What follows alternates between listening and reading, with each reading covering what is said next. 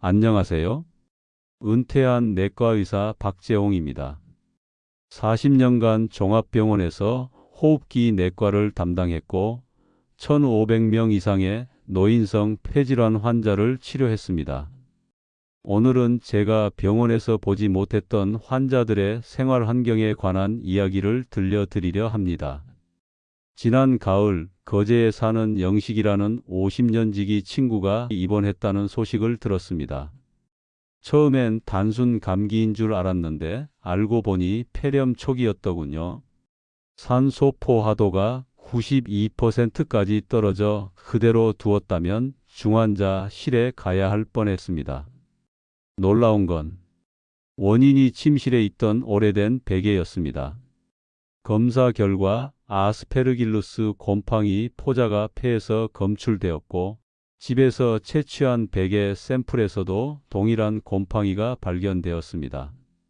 2023년 영국 맨체스터 대학의 연구에 따르면 5년 이상 사용한 베개 속에는 평균 16종의 균류와 무려 1천만 마리 이상의 진드기가 서식한다고 합니다. 그런데 한국 노인 가구의 87%가 5년 이상 된 베개를 사용하고 있다는 통계도 있습니다. 이런 현실이 제 마음을 무겁게 합니다. 평생 환자들과 함께하며 깨달은 점이 있습니다. 병보다 무서운 건 무심함입니다. 특히 나이가 들수록 몸이 보내는 작은 신호 하나하나가 얼마나 중요한지 뼈저리게 느끼게 됩니다. 그런데 말입니다. 친구 녀석 병문안을 갔더니 그 와중에도 농담은 잊지 않더군요. 야, 나 이 정도면 베개랑 반려동물 수준으로 정들었나 봐. 이젠 곰팡이랑도 이별을 못해서 병원까지 같이 왔네? 라고 말하며 웃더라고요. 그 말에 옆에 있던 간호사도 웃음을 터뜨렸고 저도 모르게 따라 웃었습니다. 그래도 그날 이후로 저도 집에 돌아가자마자 베개부터 새 걸로 바꿨답니다. 유모도 좋지만 건강이 먼저니까요. 병원을 관두던 해 제가 맡았던 78세 김순자 할머니의 이야기를 들려드릴게요. 10년 동안 만성 기침과 호흡 곤란으로 고생하셔서 무려 6개 병원을 다니셨지만 원인을 찾지 못했습니다. 저는 할머니의 생활 환경을 물어봤고 그날 저녁 양해를 구하고 병원에서 멀지 않은 할머니 집으로 방문했습니다. 침실에 들어서자마자 곰팡이 냄새가 진동했죠. 20년 된 두꺼운 벨벳 커튼에 곰팡이가 피어 있었고 침대 밑에는 손때에 묻은 박스들이 쌓여 있었습니다. 모든 물건을 정리하도록 말씀드리고 2주 후 할머니의 FEV 11초간 노력성 호기량은 67%에서 81%로 개선되었습니다. 10년 동안의 고통이 단 2주 만에 나은 겁니다. 하루 평균 7시간에서 8시간을 보내는 침실입니다. 그런데 말입니다. 그 침실이 우리 건강을 조금씩 갉아먹고 있다면 믿으시겠습니까? 미국 환경보호청 EPA의 연구에 따르면 실내 공기는 실외보다 최대 5배까지 오염될 수 있고 특히 환기가 잘 안 되는 침실은 더욱 심각합니다. 오늘은 제가 의사로서의 마지막 사명이라 생각하고 노년기에 절대로 침실에 두면 안 되는 5가지 물건과 습관에 대해 말씀드리겠습니다. 첫 번째는 지금 말씀드린 오래된 베개입니다. 우리 아내 절친인 정희 씨는 이런 말을 했습니다. 베개야 뭐 아직 푹신하고 냄새도 안 나는데 괜찮겠지. 그런데 그 베개 속에는 수백만 마리의 진드기, 곰팡이 포자, 세균, 그리고 수년간 쌓인 땀과 각질이 가득합니다. 미국 오하이오 주립대학의 연구에 따르면 2년 이상 사용한 베개의 무게 중 10%는 진드기의 사체와 배설물이라고 합니다. 실제로 저희 병원에서 비염이나 알레르기 증세로 오신 분들 중 68%가 오래된 베개를 사용하고 계셨어요. 이명수 할아버지는 30년간 같은 베개를 쓰셨습니다. 아내가 선물해 준 거라 못 버리겠다는 이유였죠. 결국 심한 비염과 피부염으로 고생하셨고 베개를 바꾸고 나서야 증상이 호전되었습니다. 특히 천식, 아토피, 만성 코막힘이 있으신 분들께는 베개가 무기가 될 수 있습니다. 무조건 2년에 한 번은 새 것으로 바꾸셔야 합니다. 두 번째, 두꺼운 오래된 커튼입니다. 제 동창 태수는 항상 집안에 햇빛이 안 들어온다고 투덜댔어요.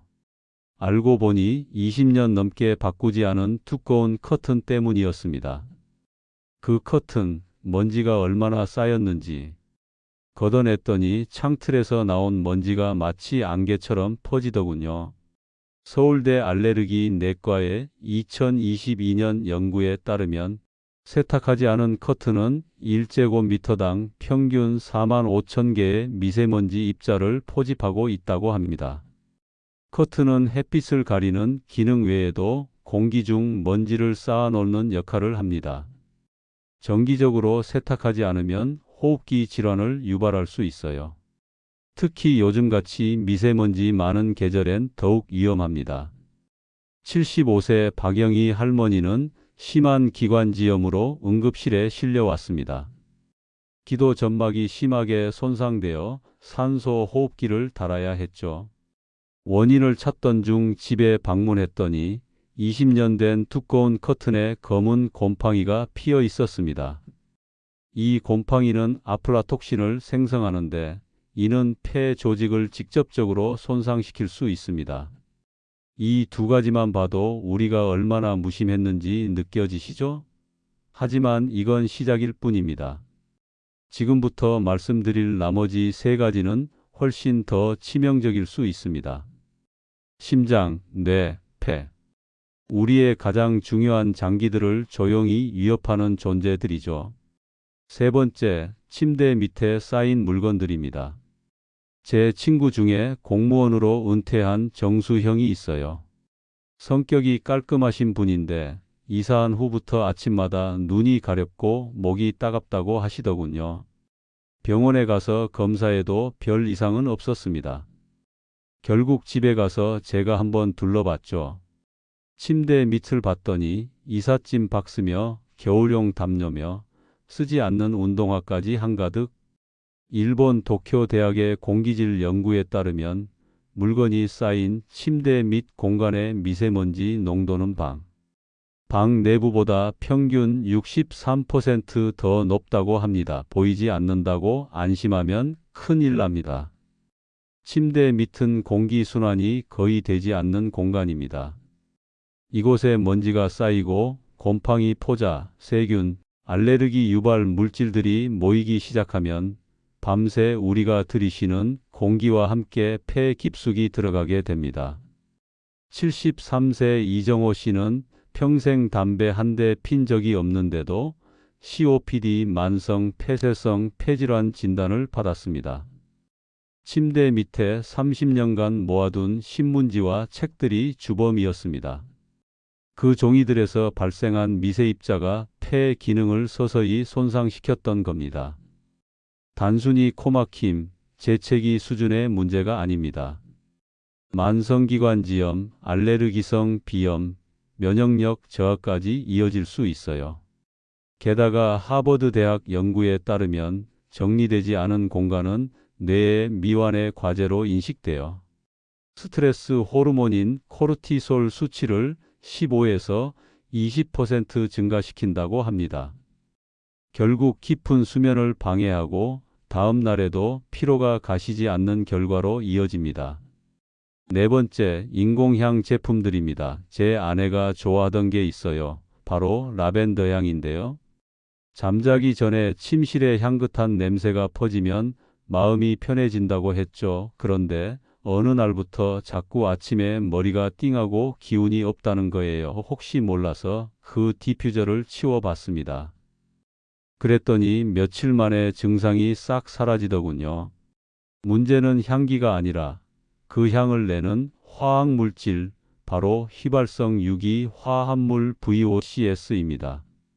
존스 홉킨스 대학의 연구에 따르면 일반 디퓨저와 방향제에는 최대 300종의 화학물질이 포함될 수 있으며 이 중 25%는 호흡기 자극물질로 분류됩니다.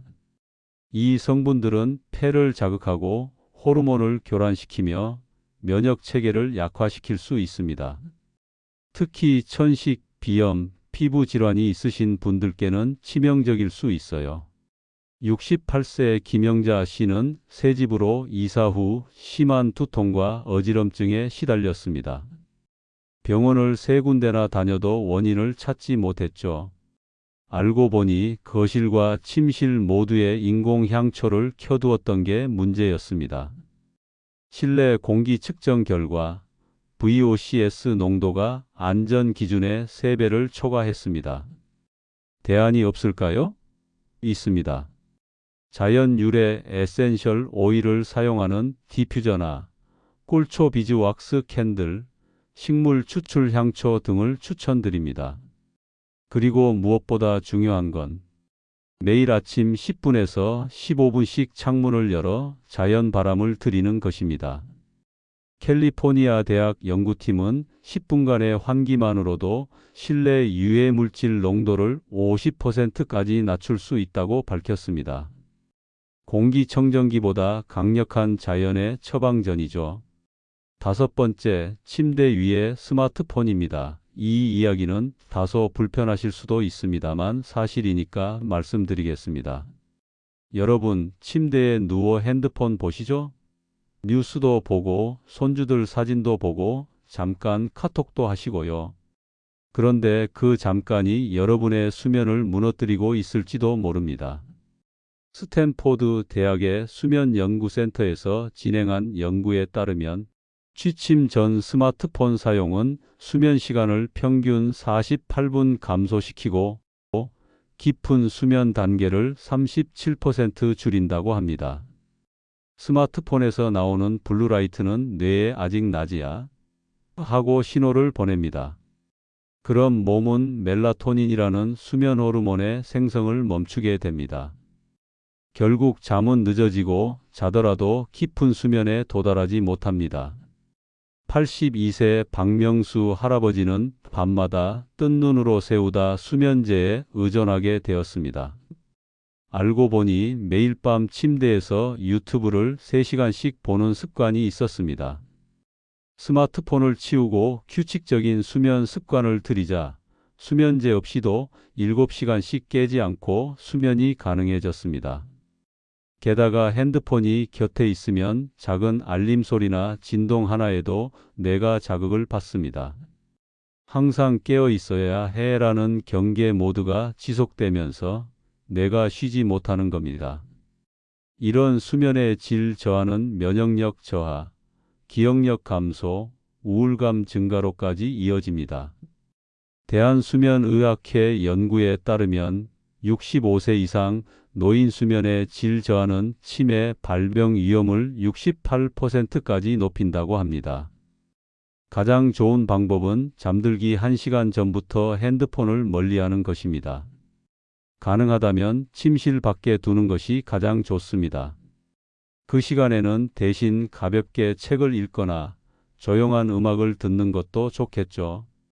여러분, 사람이 나이가 들수록 변화에 익숙하지 않다지만요. 가끔은 그 변화가 웃음꽃을 피우기도 합니다. 제가 침실 환경을 바꾼다고 바쁘게 움직이던 어느 날이었어요. 베개도 바꾸고 커튼도 세탁하고 침대 밑도 정리하고 심지어 와이프 몰래 핸드폰 충전기도 침실 밖으로 옮겨놨죠. 그랬더니 밤에 누웠는데 와이프가 한마디 하는 겁니다. 여보, 혹시 누구라도 생겼어? 요즘 왜 이렇게 방이 깨끗해? 하하, 그 말 듣고 얼마나 웃었는지 모릅니다. 제가 뭐라고 대답했냐고요? 응, 생겼지, 새 사람. 바로 나야, 박재홍 2.0 버전. 아내가 배를 잡고 웃다가 이런 말을 하더군요. 아이고, 이럴 줄 알았으면 진작방 좀 치우라고 할 걸 그랬네. 어르신 여러분, 우리가 살아온 세월 속에서 얼마나 많은 걸 포기하고 미뤄두고 참아왔습니까? 하지만 이제는 우리가 가장 소중히 여겨야 할 시간입니다. 좋은 잠, 맑은 숨, 편안한 공간이 그 시작이 되어야 합니다. 침실은 단순히 자는 곳이 아닙니다. 우리 삶의 마지막 대화가 오고 가는 공간이고 다음 날의 나를 만드는 준비실입니다.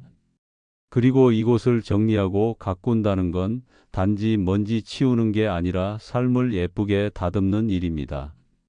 오늘 밤 침실 한켠 정리하면서 속으로 이렇게 생각해 보세요. 에이, 나도 한번 깨끗이 정리해 볼까?